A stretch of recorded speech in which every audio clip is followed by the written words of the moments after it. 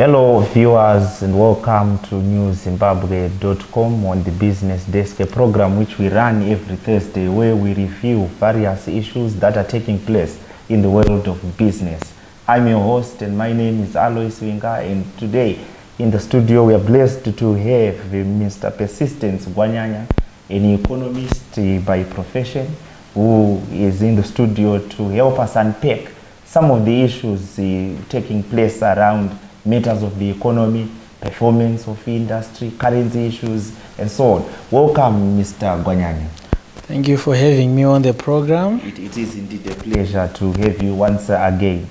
So, as we continue with our conversations around the economy, maybe the first question that I would pose to you is on the state of the economy. Remember, the last time we were in the studio, we talked about reforms that have been ushered in under the Second Republic with the hope of transforming this economy and turning around the fortunes. Now, what is your perception considering the journey we have traveled this far?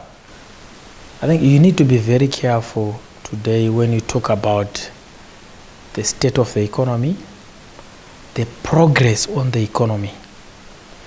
You need to be very careful in respect of from which standpoint are you talking about the state of the economy? Are you talking about the progress so far? Yes, progress. So we have the ordinary person in the street. What does he see as the state of the economy?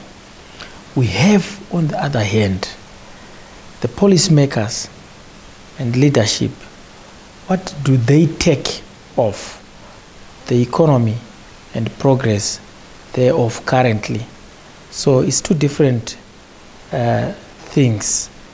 Why it is two different is because our economy has become too dualized. Our economy has become too divided. So for an ordinary person, what he sees as an ordinary person, he sees the challenges in respect of escalating prices. He sees the challenges in respect of depreciating currency. That's the reality. That's what is happening on the ground. He sees challenges.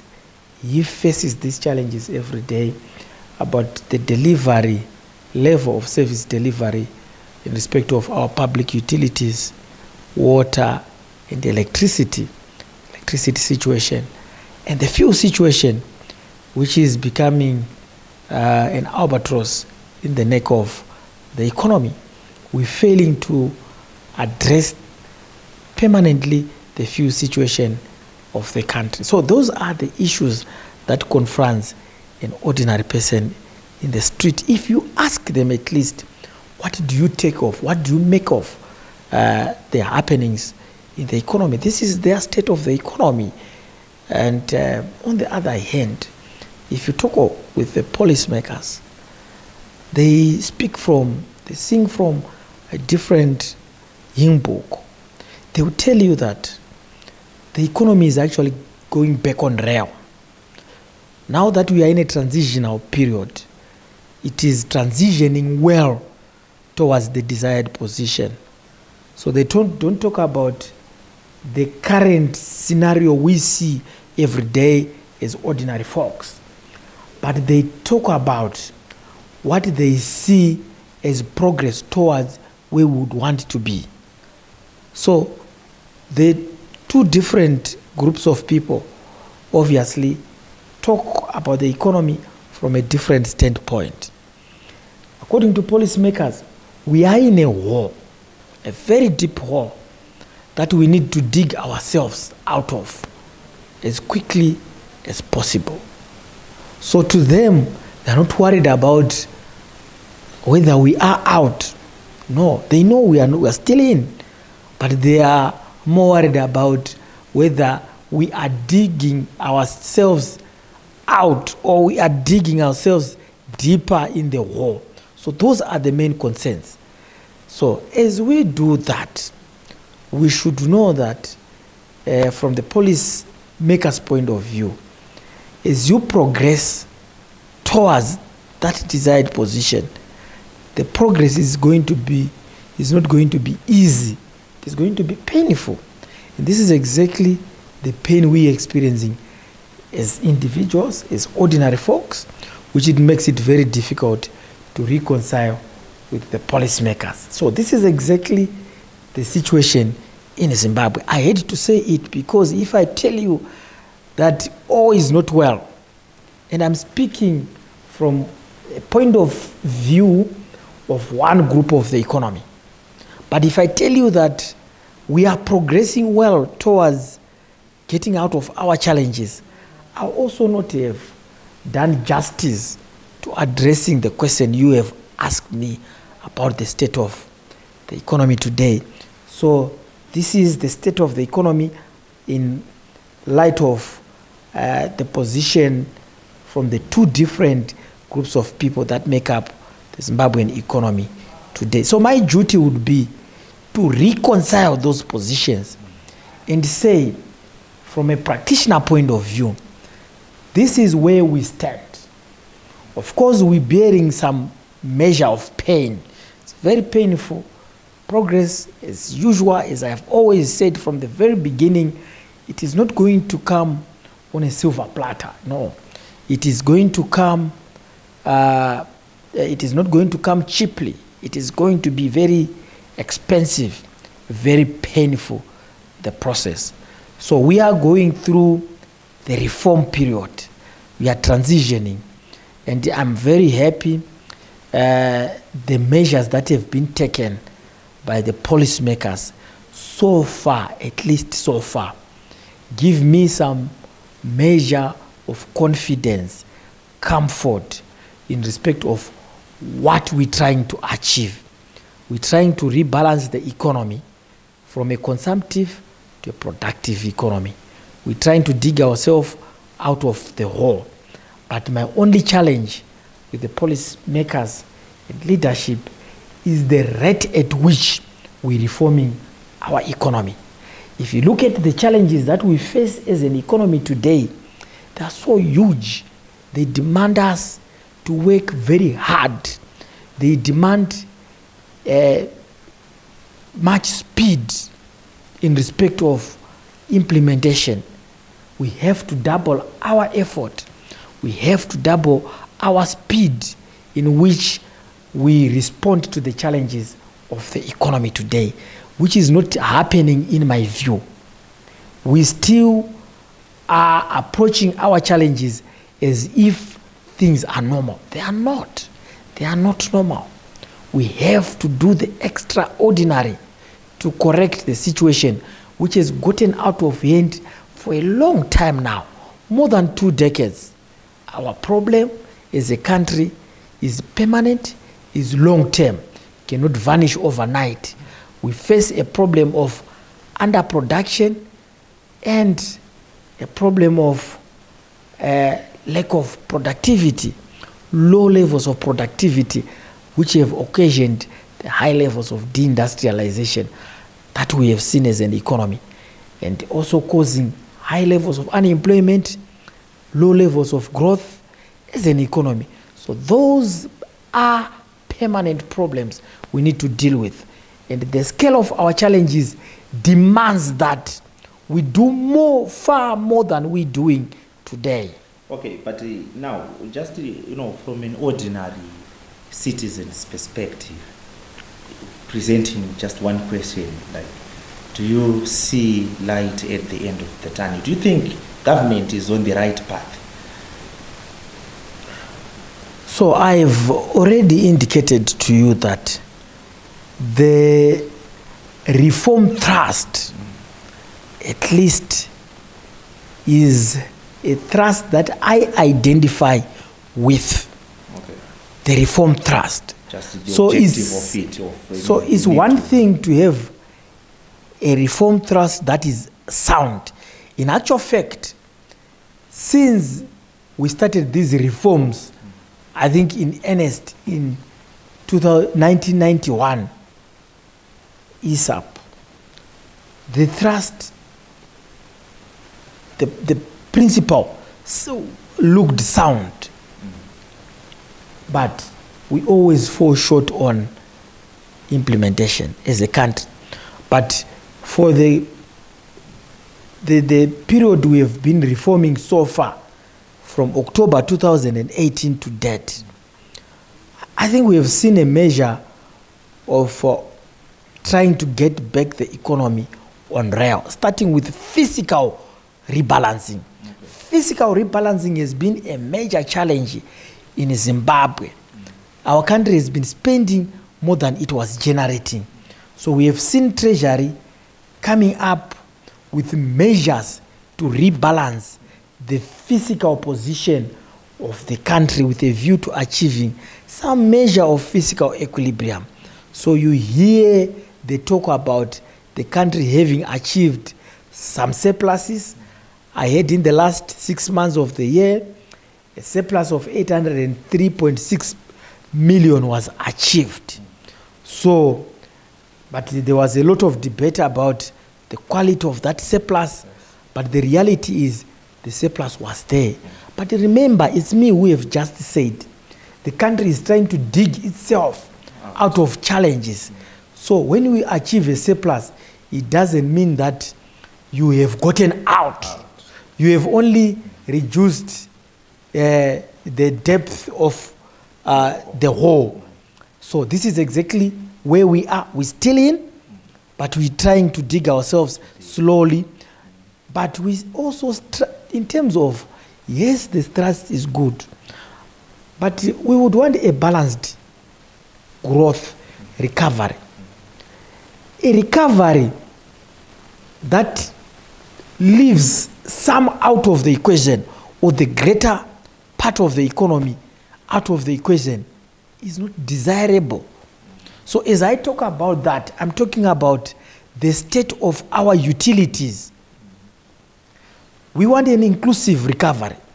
We don't want the recovery to happen at central government, at central government level only.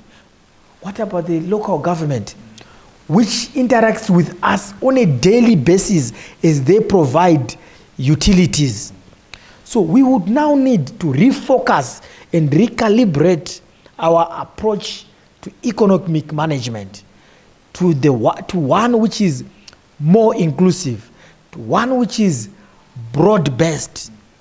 So as I talk about broad-based economic recovery and what is happening currently at central government, which is a good picture, but which is not reflected elsewhere in the economy, yes, I naturally tempted to look at how Treasury is achieving the progress it is registering so far through intermediate tax, yes, 2%, which has been contributing significantly, but it is a tax we all contributing.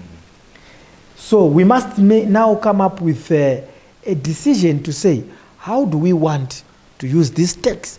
If the local authorities are failing to collect money because the society is generally getting poorer and they've no better way of collecting other than from the 2% intermediate tax, we should now make decisions as a whole economy to say, if truly we are all paying the 2% and we are all agreed water is more important than anything else in this country, why should we not dedicate that towards water or electricity? Okay. So this is the thinking that I would encourage to happen, okay, as a country. Okay, so maybe to cut you short, yes, this one area we note that there's been a budget surplus, there's been a cut down of expenditure on government side.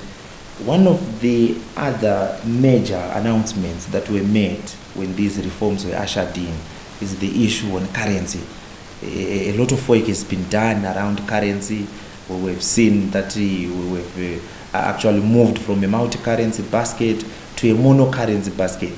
And so how would you rate the way this new currency, the returned Zim dollar, is performing? So it is clear for everyone to see that we're still struggling to sustain our local currency. And it is unsurprising to me we experiencing those challenges. Because from the very beginning, when we introduced our own currency, we knew our fundamentals were not yet there. But remember, it's me who also said we may not even achieve these fundamentals in our lifetime. Even if you are given 10, 20, yes, we may. So we should agree amongst ourselves on something that we need to do. That at least a bare minimum fundamental should be agreed on, which is fiscal rebalancing. The rate, which is the extent to which government overspends. So that was done. So to me, that was the bare minimum requirement. And all else was dependent on our agreed position as an economy that we have not yet there, but this is where we would want to go. So we then introduced our own currency. But importantly also was the confidence level and how we are working together as an economy, as a one nation and as one people. So if you're working together as one nation, one people, and you have achieved some bare minimum requirements to reforming your currency, it was going to be possible. But now our challenge is, like I've just indicated from the very beginning, that from an ordinary person, this is what he sees on the economy. But from a policymaker's point of view, this is what he sees, he talks about as the economy. So between themselves, we have not yet found each other. So it is also difficult for a currency to work under such environment. So which means to me, as we try to build the fundamentals, the most important fundamental at the moment is whether we're speaking with one voice as a country. So we need to unite as a country. Currency, by its very nature, is just a messenger. It just reports what is happening elsewhere in the economy. And the sustenance of a currency is beyond finance and economics. Yes, the way we relate to each other as an economy also reflects in the performance of your currency. So it is important. You can have beautiful fundamentals, but if you are not relating well as an economy, elsewhere in the economy, there's something that is not moving on well, you find yourself failing to sustain a currency. So your question exactly is answered, like we have not yet gotten there, but there is scope for us to get there. Now, as I talk about currency and the discussions that we had in the recent pre-budget with the policymakers, I think there is now a revision of approach at policy level that, yes, we can dictate re-dollarization, but its sustenance would largely be market dictated. As we see, sorry to just cut you short, what another trend we are observing also on the currency issue is that the market seems to have already dollarized. Yes. And the masses are left behind. Yes. So are we going to be successful? Do you see light at the end of the tunnel? Yes. The market is dollarized. It is re-dollarized. Yes. And it is expected. It is expected because you cannot just achieve currency stability, a measure of widespread monocurrency acceptance in an economy from US dollar regime. No, it can't happen. It's a progress, it's a process, it's a transition. So this is expected. But what is required is then that we nurse confidence as we go. which speaks to some measure of relaxation at policy level that I have indicated, that as we nest confidence, we would want this thing to be market-driven. Let the market speak. Yes, the laws are there, etc. Everything is there. But give the market greater leeway to speak until they all say, they agree in one way or the other that this is the currency we think we need to use. We will get when things get okay, our people will start to love their currency. But unfortunately, we cannot force it on them. But we should just guide them towards what you want. As you guide them, yes, leave them. Go astray, watch them, and over time, if you concentrate on getting things back on rail, they will always come back to their own currency. So it's a process, my brother. You won't get there in one day. No, it's a process. So you should accept that these challenges are normal. Okay. So, but don't you think that there is need at this juncture for policymakers to consider the implementation of safety nets? Because we see the majority of Zimbabweans living in abject poverty. I was reading recently a report by the World Bank which underlines that between 2017 to date, 1 million more people in Zimbabwe have been added and have entered the poverty bracket. So more and more people are becoming poor while these policies keep being implemented. Don't you think there is need to protect the vulnerable majority of our country? This is exactly why I said, no matter what you do elsewhere in the economy, you should not leave out others, especially the vulnerable.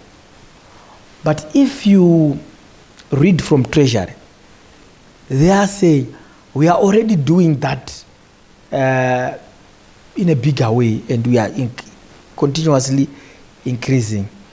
I think the figure that came out of Treasury is about 960 million support so far in respect of social safety nets. The vulnerable in the rural areas, people in the rural areas getting some handouts, food handouts and support, including cash. And we got from Treasury that they, for the first time, are also including the urbaners. Those who live in urban areas, they are now going to be included in the program. So this is what we're hearing.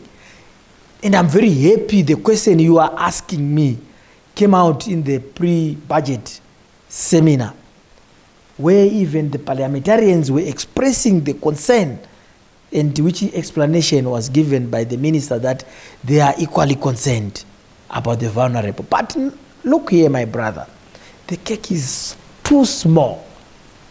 So some of the efforts may not be realizable. You can't realize them because the cake is too small for our economy's requirements, which are too huge. Do you know that our bids for this budget, pre-budget, the budget that is coming, 2020 budget, amounted to around 112 billion against what Treasury would afford to allocate, which is an amount of 28 or so billion. So we are way off the requirements of the economy. So it should not surprise you that even the social safety nets, the support that you're talking about, is also going to be relatively small in line with the budget itself. But what should comfort you is that as a proportion of government, of budget, we have continued to see a significant amount of money going towards area, which is a recognition that the process, the progress we're going through of reforms is a difficult process. All over, every country that reformed is painful. So we must recognize the need to at least ameliorate the suffering amongst the ordinary person in the street. So it's a very important question you have asked me. But really it speaks to a country that is facing challenges of historical proportions. So what that also says to me is it's time to focus on rebuilding our economy seriously, on addressing the permanent challenges I've talked about seriously. So we have got more private sector participation in the country, unlike reliance on government. So we now start to create jobs. We now start to create in a bigger way, in a serious way, growth in the economy. We now start to address the challenges of our economy, which have become permanent in nature. Okay, thank you so much, Mr. Gwanyanya, for these insights which you are sharing with us. Viewers, we take a short break. Please join us after this.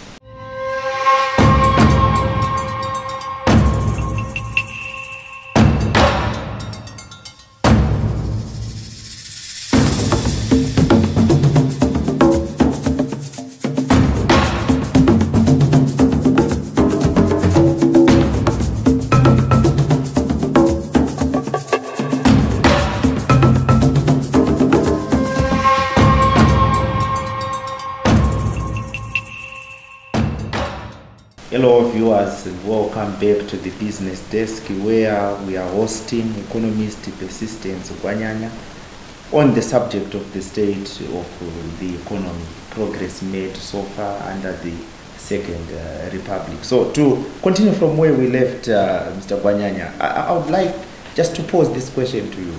What we have seen, what we have read from the Minister of Finance, Mthuli Mncube, and what is happening on the ground create two contradictory situations.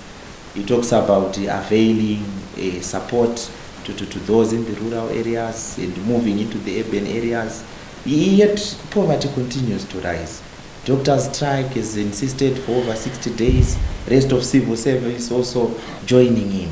What do you think? What does it take for people to be convinced by our finance minister's predictions and figures?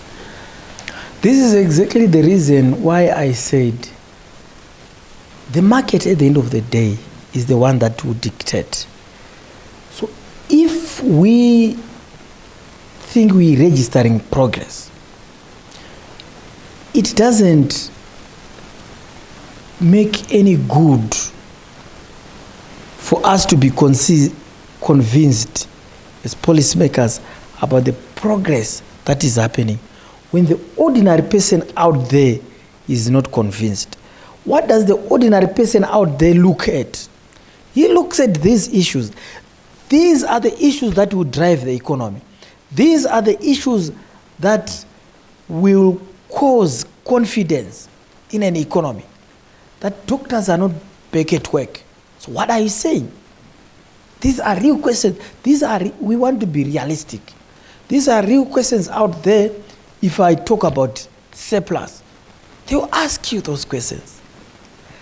What is the state of the economy when you're talking about other civil servants wanting to join the strike?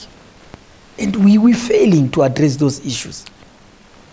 We're failing to rally people behind our thinking, what we think the economy should be, our thrust of the economy. So if Treasury is really well brought to the sequencing and prioritization of the economy today to get out of its challenge, that we cannot jump into increasing salaries or some monetary expansion which is not supported by production, because it causes inflation and reverses the progress that is made so far. Let that message be well communicated and brought to those that are affected. That's the bottom line, really. Okay, now, well, maybe moving to this forthcoming budget, what do you think should be the areas of prioritization as we expect our 2020 budget announcement? So I've talked about now the economy needs to address its permanent challenges. Okay. In terms of sequencing, we wanted to achieve stability initially. Now, from the October period 2018, we initiated, the reforms were initiated. It's now more than a year. So expectedly, we should be having current stability or some measure of stability in the economy. And beyond stability, we should seek growth.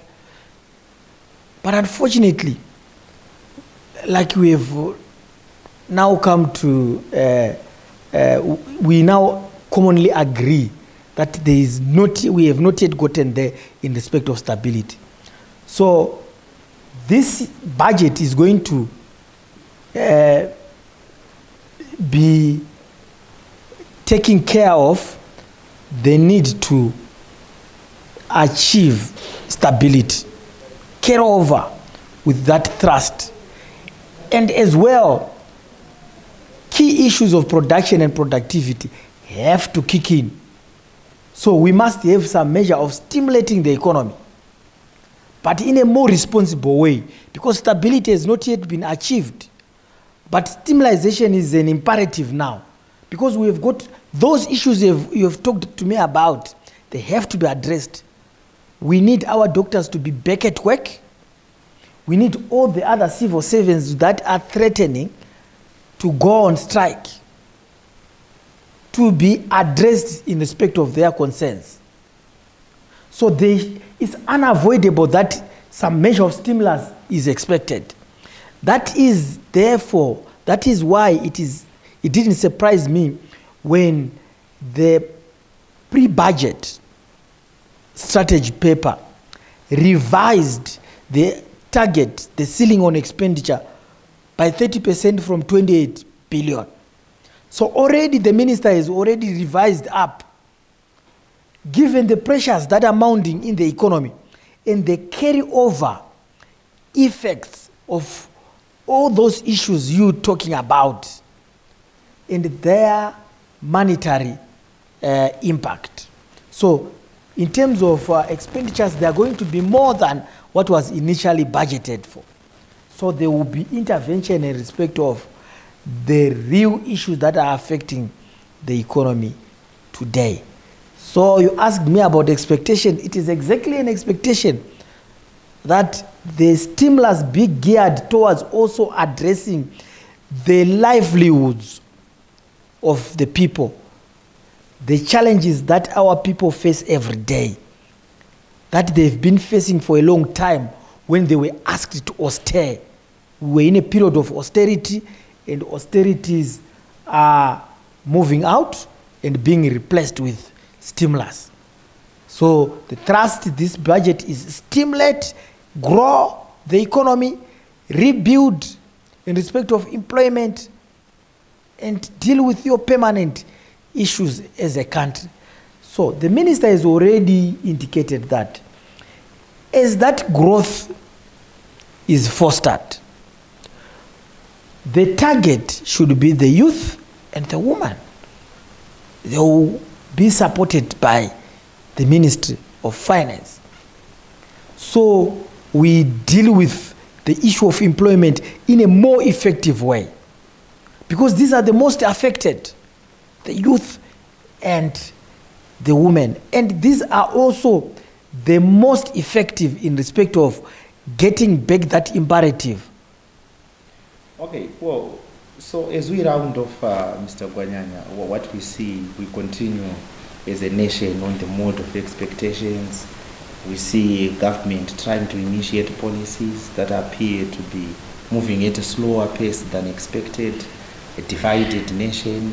We see the health system collapsing, the education system kind of collapsing, because we are getting reports that teachers are not working as effectively as they should be for fear of harassment if they take on industrial action. And so don't you think that our nation is heading towards becoming a failed state? Should we continue to move at this pace against the rising pressure from the public? I would want to describe it as a nation that is struggling to get out of its challenging. The thrust today is to dig ourselves out of the hole. So we're struggling to creep out of that hole.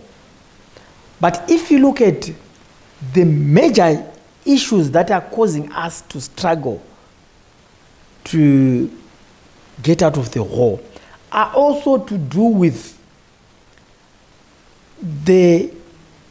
how we are united as a country. The mistrust that is continued to grow amongst ourselves. So those issues, if not addressed, will make it very difficult for the economy to recover. So we need to sit down as a nation and agree in respect of our potential as a country and be honest about the challenges we're facing as an economy, some of which are beyond, like I've said, economics and finance. Pinpoint those challenges we're facing and be honest about the solution that is required to get out of those challenges. It would be very unfair that we fail. I accept that as a country we fail such things. We are one nation, we are one people. We should unite towards one common goal.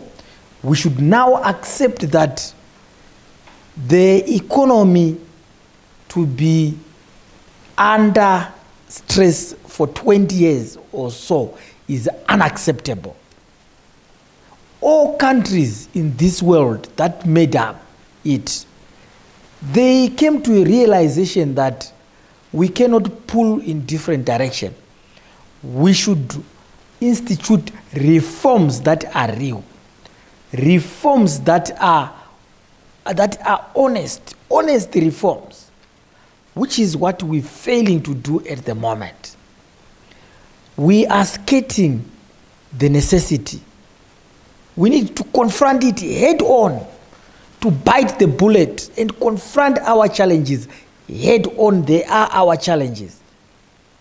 No half measures, no bigger fish, tigers. No. Let us rebuild our economy from scratch. So it doesn't sound proper to me to accept the narrative that we are a failed state.